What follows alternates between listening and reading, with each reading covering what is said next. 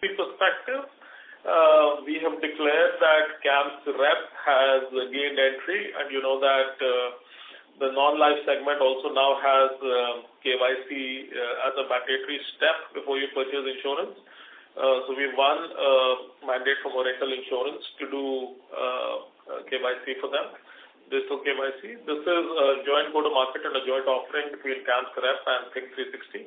As you know, Think360 has had this product called Quick ID, which was selling quite well in the financial services, which is NBFC and banking arena. But this is a nice entry into insurance, so that is what CAMS rep has won.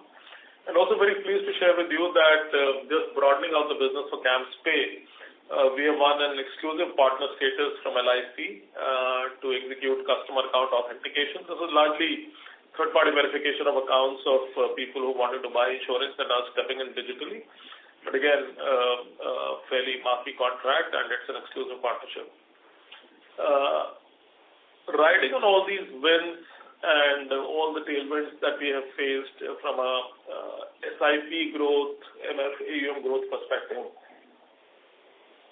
the financial highlights are pretty good. CAMS, the overall revenue book grew just short of 19% at 18.9. Within this, MF revenue grew 14.6% year-on-year. Non-MF grew a staggering 59% year-on-year. If I take out the effect of Think360, which is still a one-time addition to the book, we still grew about 41% year-on-year on a non-MF basis. 4 out of the 6 non-MF businesses grew by more than 20%. So that's a significant achievement. 4 of the 6 growing by over 20%. Riding on the revenue growth, EBITDA grew 19.7% year-on-year.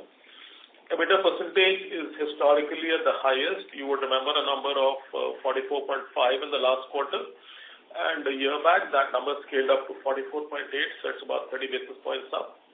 And profit after tax grew in absolute terms 21%, in percentage terms grew 40 basis points up year-on-year. So that's a very solid set of financial metrics, just riding on strong sales and operating performance almost across the board.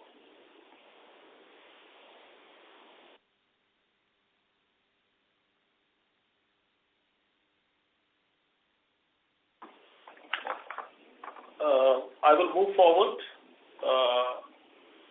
You would have, once you've downloaded the pack, you would have seen that there is significant financial data. I will just cover chart number 7, and then what is there on 8, 9, 10, 11, I will leave it to you for reading. But on chart number 8, you will see that we saw historic highs in transactions, and there was a continuing lift in SIP numbers, equity AUM, and new investor count, all of which, like you know, are foundational metrics.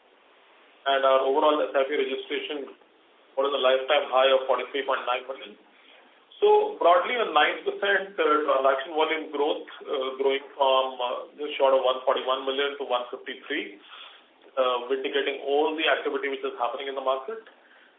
Equity AUM, like I said, grew significantly ahead of RBS growth and the market growth of equities, so grew 31%.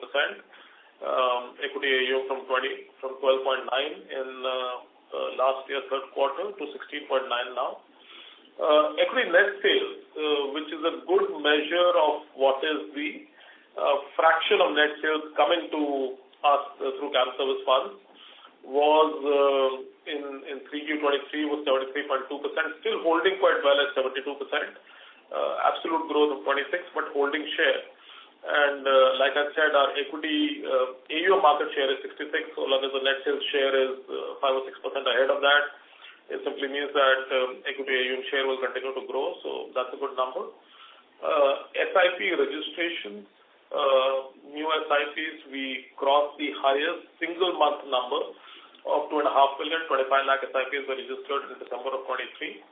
And from a SIP registration perspective, we were at a 61.8% market share in 2Q, which grew up slightly by a small margin to 62, but still holding up quite well.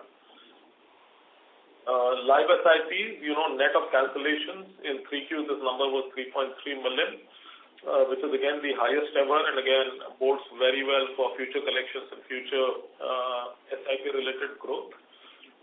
2Q, the absolute number of live SIPs was 40.5 million. Like I said, grew to 43.9 in this quarter. And then SIP gross sales, which is a number you end up reading about every month as the releases come out, was 283 billion in the second quarter, grew to about 312 billion. So it's crossed what is a magical number of 10,000 crore a month and is heading in the direction of 11. And from a market share perspective, SIP gross sales was just over 60% in 2Q, and that scaled to 60.5, so grew about 0.4%. So all of those are nice growth numbers to continue backing us in the story beyond this quarter. And like I said, they're all foundational numbers which will perhaps continue defining growth as we move forward. After these two, I'm just skipping chart number 8, 9, 10, and 11, assuming that you have a copy and you would have gone through it.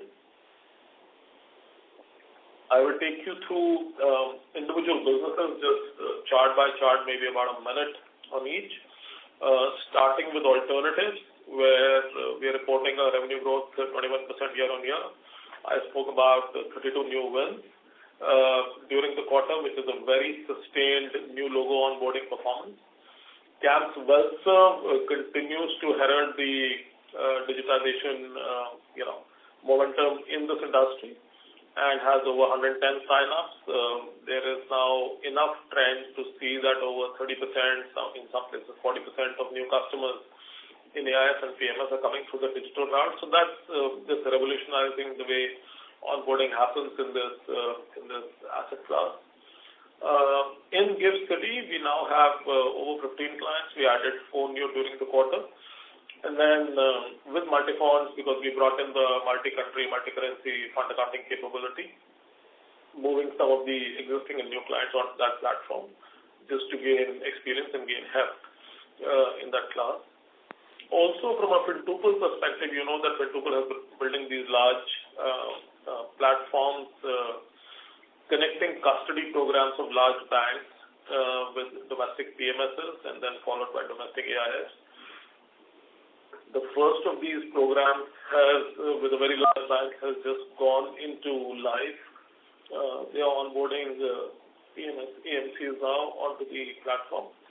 And all of this is now growing beyond just AIF and PMS and is growing into things like SPI, Forex, and Treasury services. So Fintuple has been able to, although it's taken them some time, has been able to build these bespoke platforms which have multiple components of assisting large custodies to integrate with FPIs, to integrate with AIS and PMSs. And we believe that the offtake in terms of onboarding will now start building momentum. Also, overall, we've declared a 2.2 trillion assets under service for our alternatives business.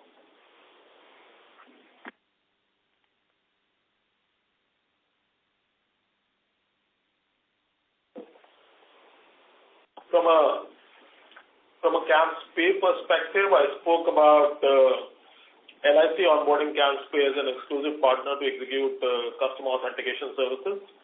CAMS Pay registered strong revenue growth year on year. Onboarded a significant number of new clients for UPI Autopay. UPI Autopay is now emerging as a preferred mode. It has got significant strength and just qualities over the traditional NACH and eNACH. So that portfolio continues to grow. And from an overall volumes and revenue perspective, it's been a strong quarter for CAMS Pay. I'll move to the next, which is CAMS KRA. This, we have said, has performed, has delivered a very strong performance, growing over 100% during the quarter over last year. You would have seen enough news and PR around our 10-minute KYC, which I think is the foundational component which has helped us penetrate brokerages and fintech. So a large component of new PANs, which is really the gunpowder that a KRA survives on, have started coming from all these other sectors outside of domestic mutual funds. Also, from a AI embedded offering perspective, with face match, OCR, liveliness check, liveliness APIs, etc. We are finding that CAMS KRA is now getting accepted across the board as a superior product in the marketplace, and the growth then just vindicates all of that. There are 25 new financial institutions of various colors, hues, and types, which have now commenced business with us, which have signed up. And the onboarding journey now, the front end of the journey is powered by Think's Quick ID. So that's a product which had earned its spurs across banks and NBFCs. Now we're using it as a standard front-end onboarding journey, while CAMS KRA then provides all the back-end services that a KRA works.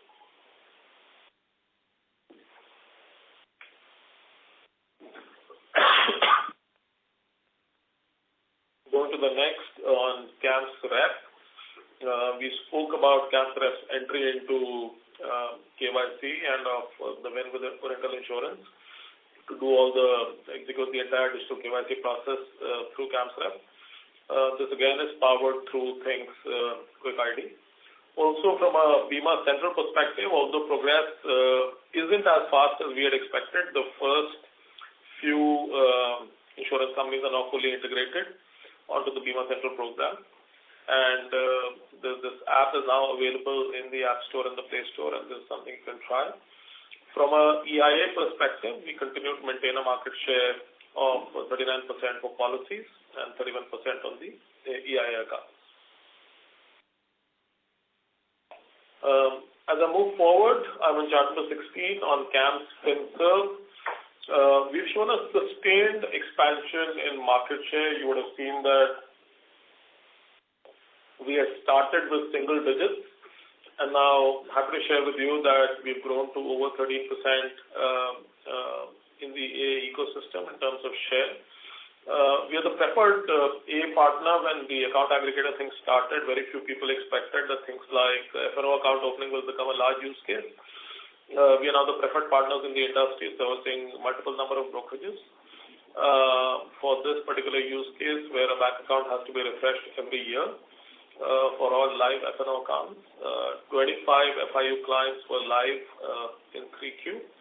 And then we continue to report a number of new deals, both from an A and DSP perspective. So a solid quarter, still small revenue, but from a market share, total number of pulls, penetrating various segments, demonstrating new use cases of things like F&O and now personal finance management, I think a very satisfying period for the team.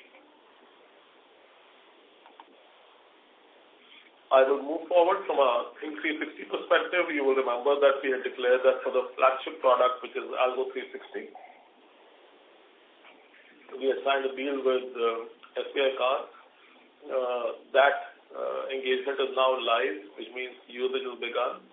And this is a very marquee customer for usage of this product. So we're expecting scale dynamics to now continue showing as time progresses. Similarly, from a digitalization perspective, we now have contracts with 3 of the top 10 public sector banks in India for overall digitalization. This is largely the digital KYC journey. This is now fully signed up with Canara Bank too. We won, these are both analytics and risk management contracts, one with Credit Access Grameen and the other with DCB for augmenting their overall risk analytics expertise. CAMS and Think 360 have also built a product called Affluence 360, which is a geographic data product which helps businesses strategize in terms of understanding buying power of their consumers and how the consumers are dispersed across cities and PIN codes.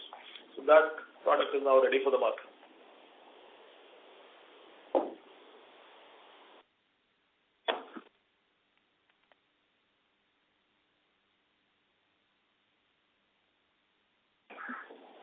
And lastly, I will talk about CAMS NPS. We've seen a 2x growth in overall subscriber count year on year. We continue to hold the number 2 position in overall new eNPS sales.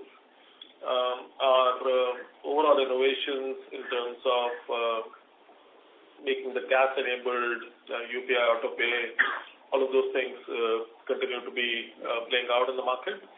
And then from a POP perspective now, we are linked with several POPs, and almost 3/4 of the overall traffic is now getting contributed by these. 4Q, as you know, is season for NPS, so we're expecting to continue broadening out and expanding the numbers as far as NPS is concerned. So I will pause here, hand it over to Ramcharan for his commentary on financials, and then once we are done, then we will take questions.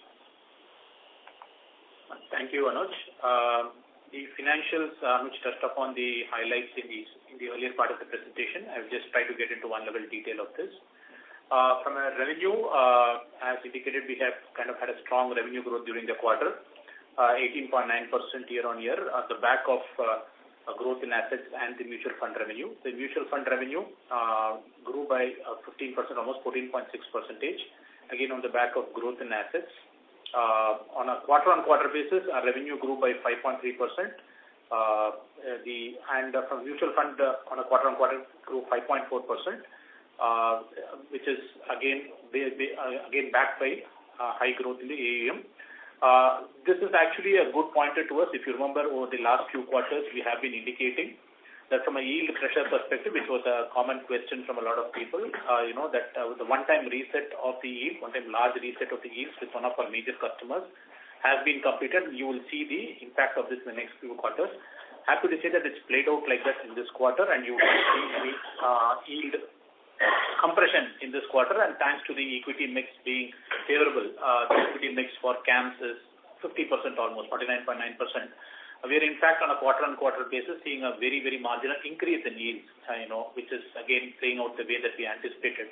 And going forward, we also do not see any large depletion yields other than what will be driven by the telescopic pricing.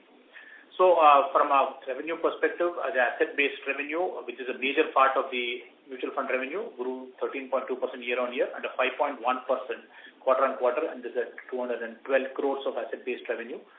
The non-asset-based revenue on the back of good climb up in transaction revenue, as well as miscellaneous and applications value added that we sell to our customers, both had a very smart growth rate. So which means on a year-on-year basis, we grew 23% and on a quarter-on-quarter by 7%. So our non-asset-based revenue is currently at 40.8 crores. So 212 and 40.8 crores. The overall MF revenue stands at 252 crores for the quarter, again up almost 15%. The non-MF revenue, I think the earlier slides were kind of getting into the detail of individual business lines that we have, but the highlight is being that we continue to deliver on non-MF growth, which we had kind of projected. A big increase of around 60% is what you saw on a year-on-year basis on non-MF revenue, which includes the revenue of Think Analytics, which we acquired at the beginning of this year. Even keeping that aside, the overall revenue growth is upwards of 40%, which is again tracking to our entire projection of getting the non-MF revenue to a 20% of the overall revenue within the next few years. We are well on track to achieving that. On a quarter-on-quarter basis too, the non-MF revenue grew by 4.5%. The individual components Anuj touched upon in the earlier slides. Good growth on a quarter-on-quarter basis on a AAF, on a payment perspective. KRA grew more than 100% and the AA TSP. So we had 4 businesses which grew more than 20% quarter-on-quarter, with KRA doing very well with more than 100% growth when compared to last year, the same quarter. So all in all, a very strong revenue growth of almost 19%, driven by growth in MF as well as in the non-MF segments, which again leads to our profitability. We over the last 7 quarters, this has been kind of the highest profitability that we have seen. Now, operating EBITDA, we ended the quarter with almost 130 crore, 129.6 crores of operating EBITDA, which is almost 20%, 19.7% growth over the same quarter last year. And sequentially, it was a growth of almost 6%, 5.8% growth.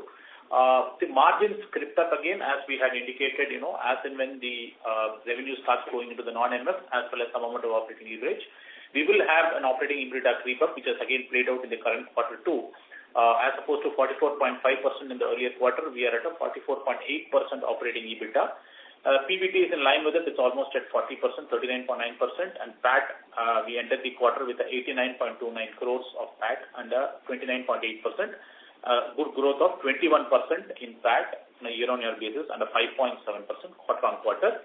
As I said, if you take the last 7 quarters, this is the highest margins that we have seen, not only in terms of absolute numbers, but even in terms of margin percentages, which again indicates to a very strong financial performance. On the return on net worth, as we are used to the 40% kind of return on net worth, which we are continuing to see. We entered the quarter with a healthy cash and cash equivalent surplus of around 580 crores in our balance sheet. The one item on the cost that I would like to highlight is the comparable cost for this year. Just like we eliminated the revenue for Think, that's a comparable cost of almost 5 crores for the year. And hence, you would see some increase in the individual expenses. But that is the one time, that is the inclusion of Think for the first time in our consolidated financials. And also, we had the final tranche of the current ESOP scheme rolled out during the quarter. So you had a non-cash charge of around 4.3 crores that is coming into the current quarter books, which was 1.7 crores more than what it was in the last quarter. So if you see overall from an expense creep perspective, if you consider the non-cash charge of ESOP of 1.7 crores, and if you consider there is an increase in out-of-pocket expenses or OPE, both from a KRA as well as MF perspective to the extent of 2.5 crores, the expense growth quarter-on-quarter has been extremely muted, which is the reason why you see some amount of creep up in the margins. That is also playing out on a year-on-year basis. Year-on-year basis, you had the OPE expenses grow by almost 5 crores. If you actually take that out, you will see a strong transmission of the increase in top line to the bottom line. That's the broad commentary on the financials. I will now hand it back to Tushar, and he may open it for Q&A. Thank you very much. We will now begin the question and answer session. Anyone who wishes to ask a question may press star and 1 on their touch-tone phone.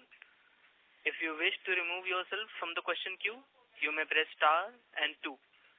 Participants are requested to use handsets while asking a question. Ladies and gentlemen, we'll wait for a moment while the question queue assembles.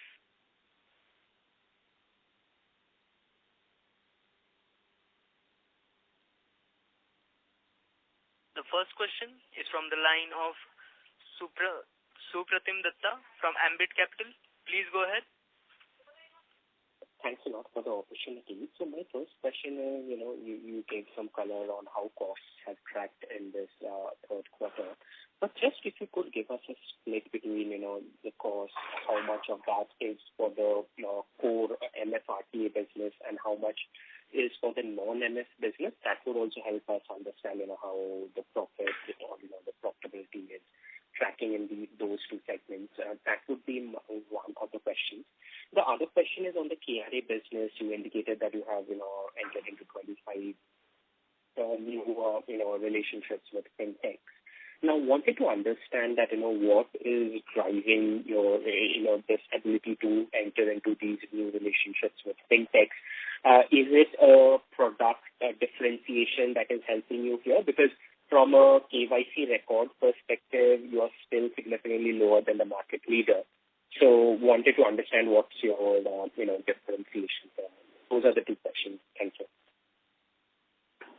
Okay. There are two parts to it. I will take the first part on the non-MF profitability expense, and then Anuj will come in on the KRA and what's happening in that for us to grow this much. See, I will give you broad guidelines in terms of how the non-MF is used. And we had indicated in the earlier quarters too, from an investment perspective, we are investing in Bima Central, which is the CAMS rep new platform. We are investing in the AA-TSP. We are investing in the CRA platform. And we are also continuing to make enhancements from a payments platform perspective. And AAF, we are launching new products. So what we had indicated was in the last year that the investments that we are making, and we do not capitalize or amortize, we take most of it to the P&L. On a quarter-on-quarter basis, our spend was projected to be 3 or 4 crores. So for the current year, for all these initiatives put together, we have spent more than 5 crores. Okay. Now, what has changed is the top line growth. So what used to be a very minimal, less than very small revenue component from AA-TSP is now almost tracking to 70 lakhs a quarter. what is happening from an MS Central perspective is tracking to over 60 to 70 lakhs a quarter. So things like that, our AAF, is growing 21%, and a lot of it is because of the new ramp-up that's happening on the products, right? So from a cost perspective, I don't think it's very different from what it was in earlier quarters. We continue to spend around 5-6 crores on these platforms that we are building out. But the revenue has crept up, which means that the profitability from a non-MF perspective, considering it's not a homogeneous bucket, but just from an easier to understand perspective, if you take the bucket of non-MF business, the profitability has crept up, and it will be in these high single digits, high double digits, now less than 10. So it will be around 10 to 15% of the bucket profitability, which is higher than what it was in the earlier quarter. And as we get more and more revenue from a top-line perspective, this will kind of get closer to the profitability. That's basically the understanding that we have. Whether it will happen in 2 quarters, 3 quarters, 4 quarters, it's how fast the revenue will ramp up. But that's the trajectory that we are foreseeing. On the KRA perspective, yes, sure. So when you look at the KRA business, think of it as it serves the entire capital market. In the capital markets, the large participants are brokerages and depositories, who that they add customers at a pace which is significantly ahead of what the mutual funds add new customers at. Historically, we had rooted this business and designed it to serve CAMS service mutual funds. So a subset of the total. In the last year and a half, especially after we brought in Navi as a customer, we have now been going after the entire set of mutual funds, but also large brokerages and large fintechs. Some of these fintechs are selling mutual funds. A lot of them are just registered brokers. So we have expanded the game to, let's say, the playing arena is 3 or 4x of what it used to be. And within the brokerage business, as you know, there are significant lumps. There are 5 or 6 entities which are very large, and then there is a medium-sized set of entities, and there's a long tail.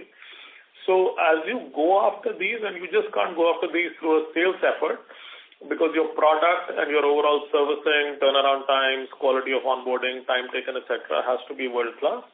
We have built all of that, which is why we're seeing gain in share. Now, are we going to become the number one very quickly? The answer is no. Because it takes a period of time. The delta between the number one and number two today is significant. There is an incumbent number one. But what I can certainly assure you on is that this is not a flash in the pan performance. We've grown revenue 100% on the back of onboarding new PANs. When these investor PANs are reused either in the MF market or through, for brokerages or for opening demat accounts, that is really revenue accretive. So we are doing the right foundational things for the business. This year's revenue growth is one indication, but my expectation is that you will continue to see this sustained in the same manner. You will see the gap lessening between the leader and us. When do we scale up to really challenge the leader, etc.? That may take some time. But I think the initial metrics of onboarding high potential customers, expanding the number of PANs in our armory, and being able to sell them to reflect in revenue, I think those are great momentum-causing events which have happened in the last 4 to 5 quarters. Got it. That's very helpful. Just one follow-up on the first question on investments. So, on the non-MF side, I understand that you are spending 5-6 crores additionally, for some of these initiatives that you listed. Now, going forward, should we continue to see these new investments, new initiatives, and spend behind these new initiatives? So if I may ask, can you just repeat the question? And, because I was not able to read you fully because the voice was not very clear. Is your question on yields, or if you can please repeat it for us? Yeah. So this is a follow-up on the first question. So on the investment, so you said 5-6 crores towards new initiatives.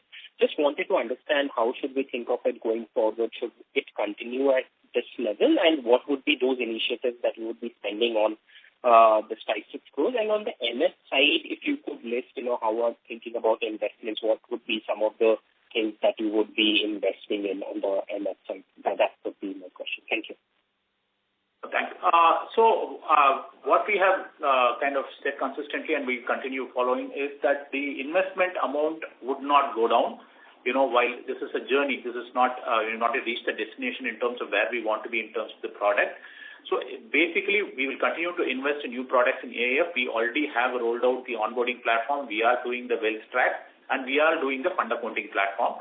Similarly, from other businesses, the CRA platform will get further embellished. We are doing various journeys on that. We will get, we have started the POP. We will get the government in and other schemes and flavors into it. And from AA TSP, it's several use cases are emerging. We are rearchitecting a lot of these things. So the investments in this will not slow down. We will continue to invest this money in the platforms that we are speaking about, and we will see the beneficial impact in terms of ramp up in the revenue. But you should assume that the same amount will continue to get invested on a quarter-on-quarter basis, adjusted for obviously some inflation and salary costs as we go forward. On the second question of investments in MF, on what we are doing.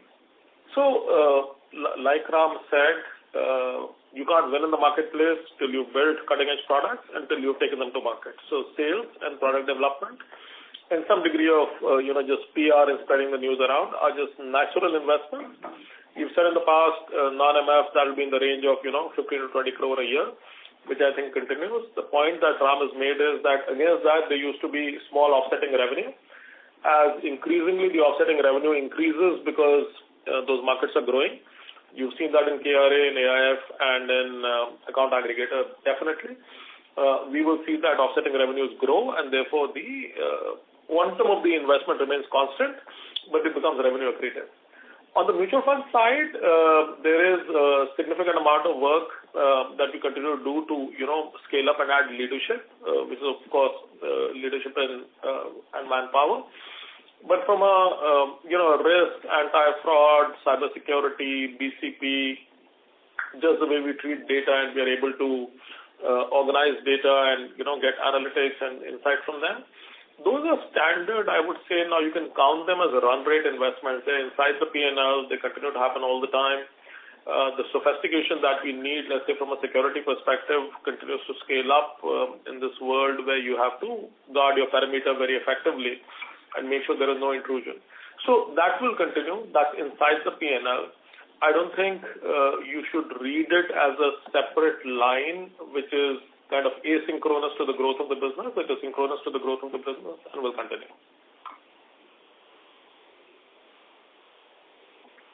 Did that answer your question?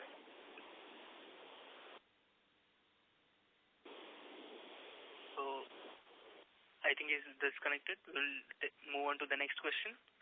No problem. The next question is from the line of Sanket Goda from Avendus Spark. Please go ahead, sir. Thank you. Thank you for the opportunity. My question is just if you can give an indicative number. I mean, since today we are at a EBITDA margin of 44.7. If I want to split the EBITDA margin of MF and non-MF, how it is, and as Anuj highlighted, if the growth starts picking up in the non-MF business, then how you see the overall EBITDA margins to play out from the current levels, or we see, or what the numbers what you are looking at are like peak numbers, significant expansion you don't expect to happen. Just some outlook on that. And second question is largely on non-MF revenue. If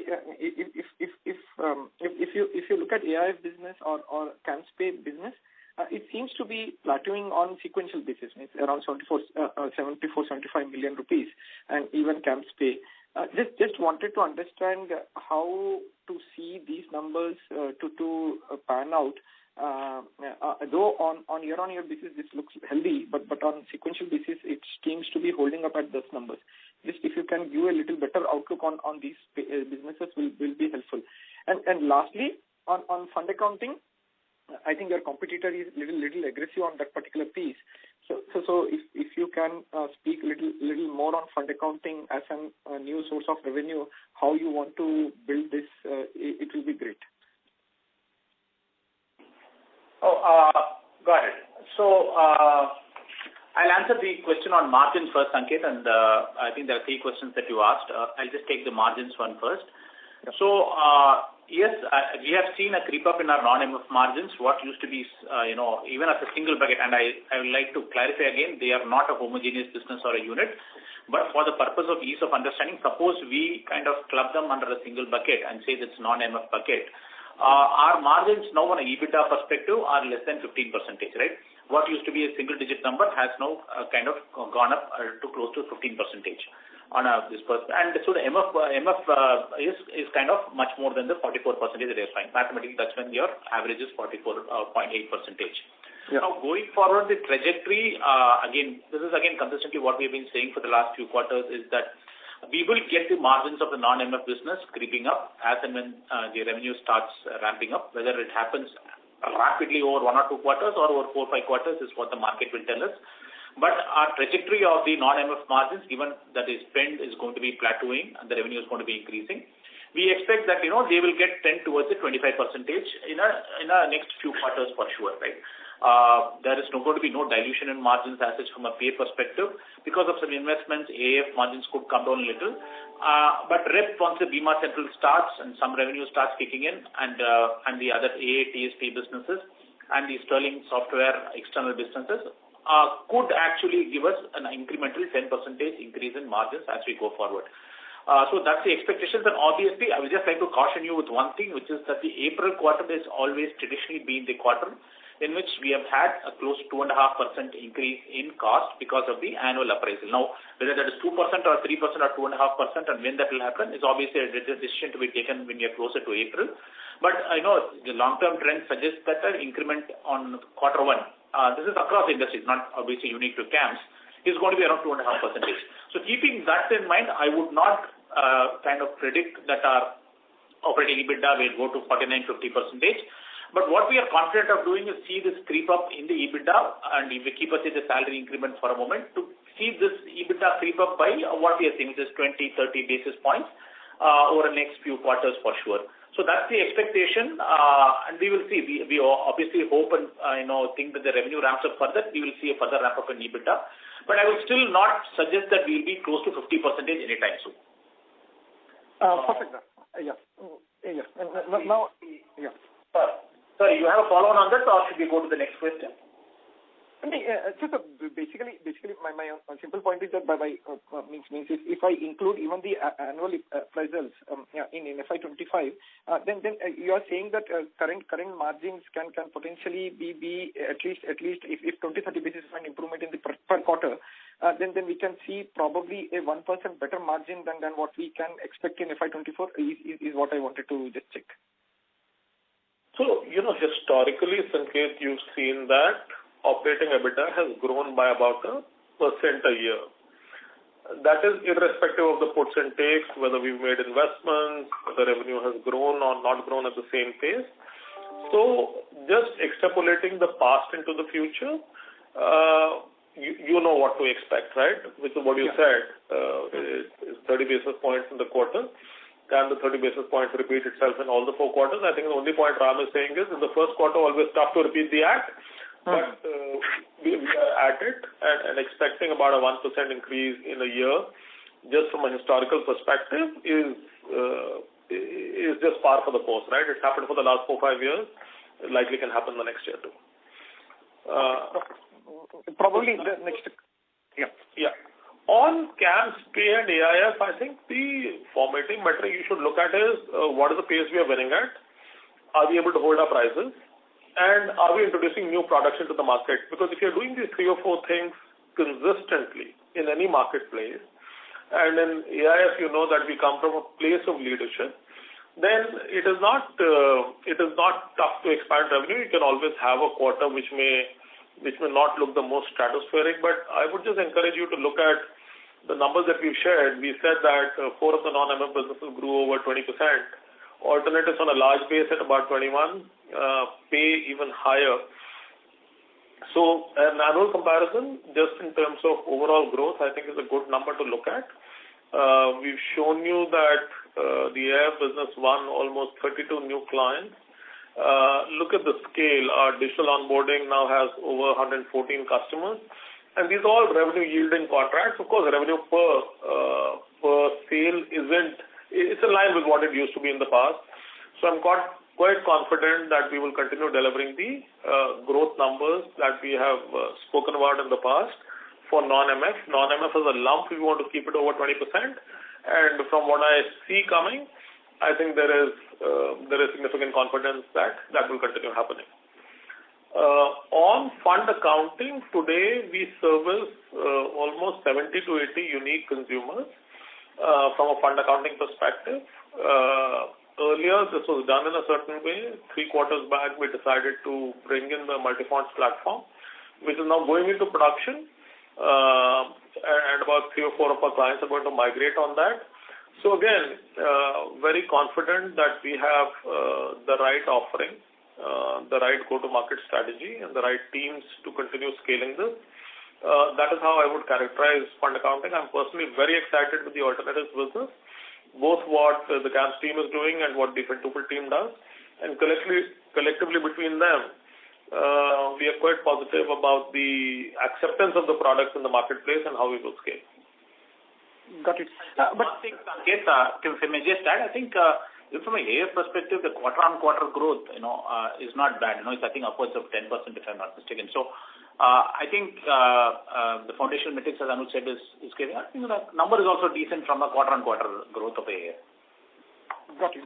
And last one, given this multi-fund platform, I'm believing it is built completely in-house.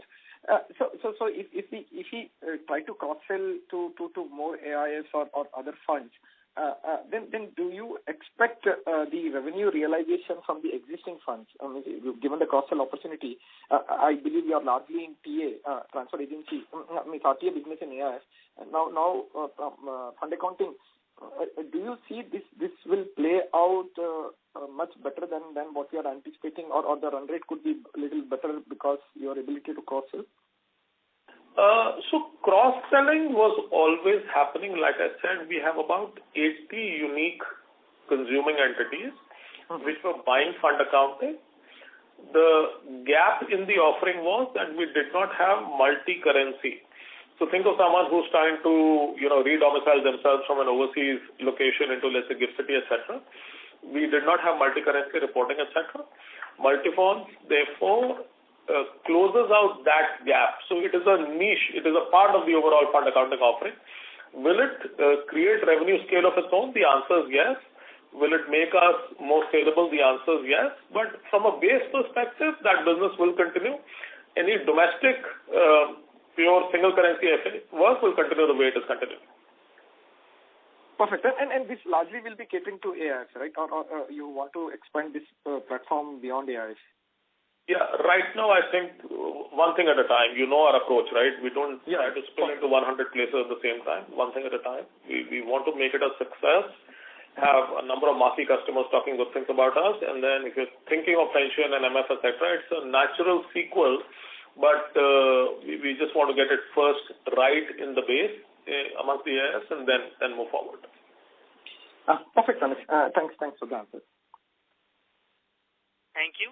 And the next question is from the line of Abhijit Sakre from Kotak Securities. Please go ahead, sir. Hey, good morning, everyone. My first question is coming back to the non-MF businesses. Just putting all of them together, how would you kind of, characterize the recurring or annuity nature of revenues versus, something that is driven by, volumes or transactions? If you can kind of give us some broad sense on that piece of the business. So, if you are asking whether there is a connected to sale or recurring sale component, yes, I would say some of things businesses which are more project-based, you win a 6-month or a 12-month analytics outsourcing contract, will perhaps characterize for that. But I would say that that's under 10%. If you want to see the annuity character, KRA is the best example, where once I have, let's say, a base of 2 crore PANs, these individuals can go and open accounts anywhere. But the exchange of the PAN information or the KYC information that I store is revenue accretive. So theoretically, even if I stop selling for a day or a month, that revenue continues. Similarly, if you see CAMS rep and you see the insurance policies that we have in the base, they continue to be revenue accretive because we continue charging an EMC, even if theoretically I were to stop selling for some time. So a similar trajectory goes through in payments. For example, if I have, let's say, a few crore SIPs in the base, those SIPs have to be triggered every month or every week. If I theoretically stop selling to new clients or stopped onboarding new SIPs, that remains in the base. So the project-based non-annuity sell revenue, which I would characterize it as not more than 10 to 15%. The rest of it is base revenue. Once you've got a logo in and once you've matched up these basic metrics, yes, most of it is not AUM related. Most of it will be transaction related. But those transactions are so recurring in nature and the prices are fixed that I see it as annuity revenue. Got it. That's helpful. Secondly, I think Ram mentioned a couple of times on the account aggregator business, something like reworking of the platform. So if you could, talk a little more about it, because I thought, this was anyways sort of a fresh investments that has happened in the past couple of years. So from a monetization point of view or from a revenue accrual margin point of view, do we see this platform sort of the monetization getting right shifted because of whatever investments that are happening? So, Abhijit, let me clarify. So what I meant was, with the several use cases and onboarding of various customers, we're just kind of making changes in the platform which will make it easier to onboard new customers. And then obviously be a rationalization of code as we go along in terms of scalability, in terms of capability. So it's not as if we are taking and trashing the platform and building a new platform. I think it's more kind of an enhancement that we do and make it more efficient to keep onboarding or adding. For us currently to take a customer go live is when things start getting interesting. Sign-ups are okay, but go live is when we start getting revenue. So this entire go live process with all the disparate IT systems of so many people would require some amount of reorientation from a platform perspective. That's what I was mentioning. And it was in the context of, why further investments would be made in these. I think that was the question. So in that context, I was saying that this could be what we are doing. However, we don't intend trashing the platform, building a new platform and all those things. It's a cloud-based scalable platform that we have. We continue to enhance that platform. And there is no, in fact, we are at a very interesting place from a monetization perspective. The rates are sort of stable.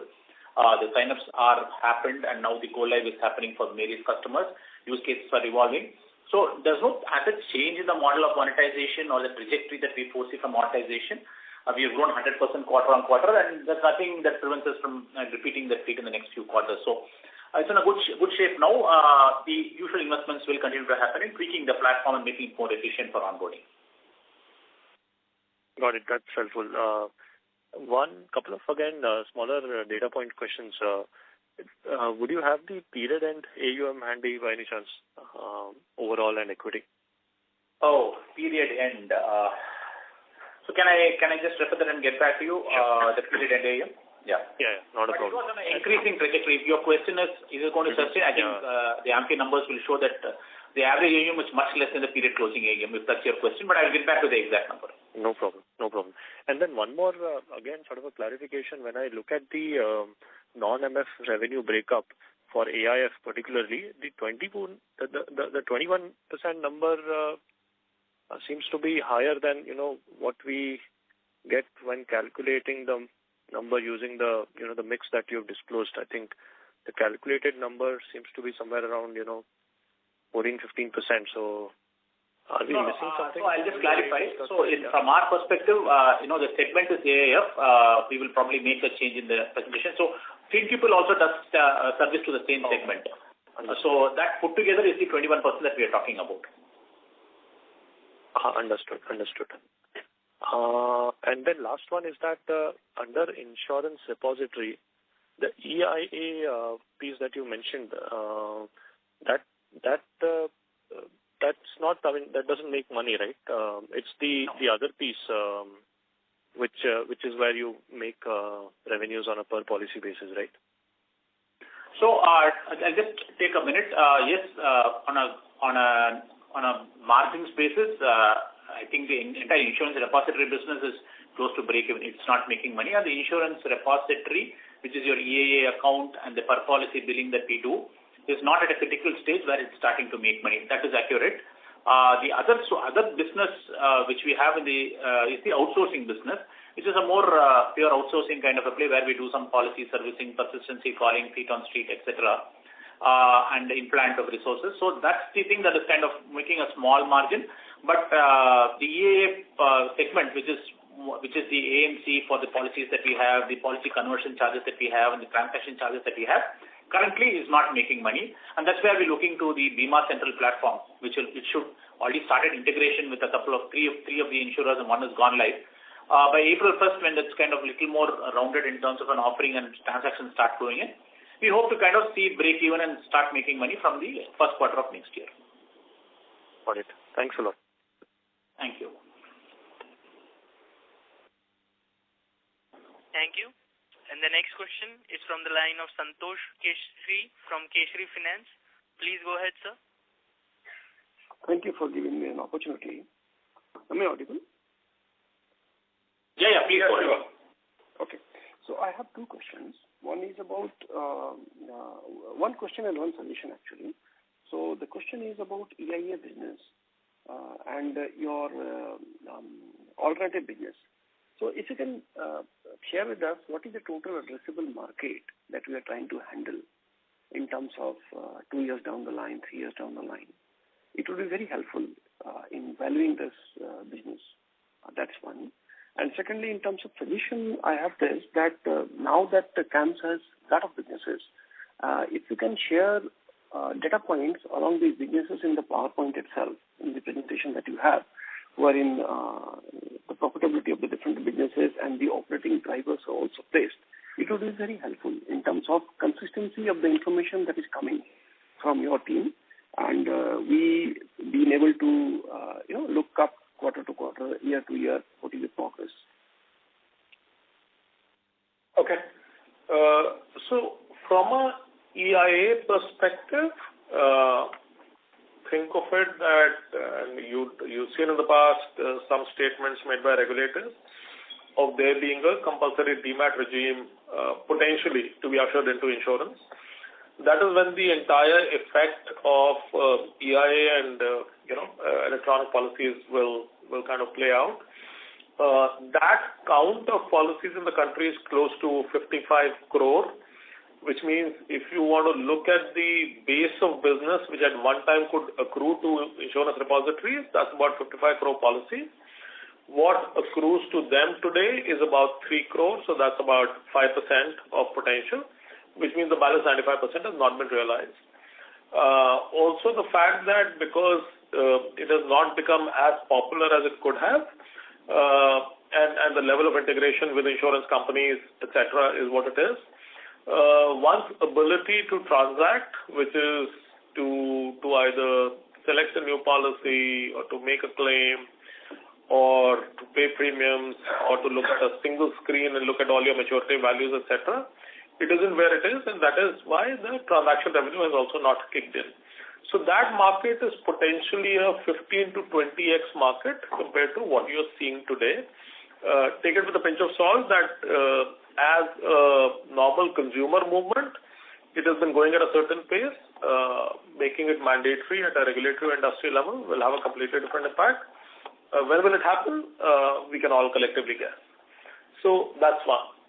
Right. AIS on the other side have been significantly embracing outsourcing. You will see that from a total registered count perspective, there are almost 1,000 AIFs in the country. Everybody may not have launched. We service about 200 of them. A lot of them may have outsourced or may have bought outsourcing services only for onboarding and TA kind of services. Now, of course, you know that DMAT has become mandatory, so that, and then fund accounting and other fund administration services. I would still say that the non-outsourced part is still quite large. It is sitting there. Most of the new funds, when they get launched, are getting launched in a captive manner, which means that they are right then not coming to us till they scale to, let's say, beyond 100 investors or beyond a critical mass. So that again, from a outsource versus non-outsource revenue perspective, you can say that we've perhaps touched less than 50% of what is out there. Most of the large AIFs, of course, have outsourced, so they are customers. but there is a significant number, several hundreds of them, which can potentially become clients over the coming years. That's really the addressable market for you. Okay, great. Thank you so much. And regarding my suggestion on giving information in a tabular format for different businesses in the PowerPoint. Thanks for the suggestion. So we will give a tabular format of the revenue, and the other part of it, we will definitely have a look at it at the end of this quarter. Yeah. Yeah, okay. Thank you so much, and wish you all good success. Thank you. Thank you. That was the last question. I would now like to hand the conference over to Mr. Ramcharan for closing comments. Yeah, thanks, Tushar, and thank you for the participation and continued interest in CAMS. We appreciate your time spent on this, and for any clarification, please reach out to our IR agency, Orient Capital, or Anish Savlani, and we'll be happy to answer any questions that you may have. Once again, thanks for your time. On behalf of Computer Age Management Services Limited, that concludes this conference. Thank you for joining us, and you may now disconnect your lines.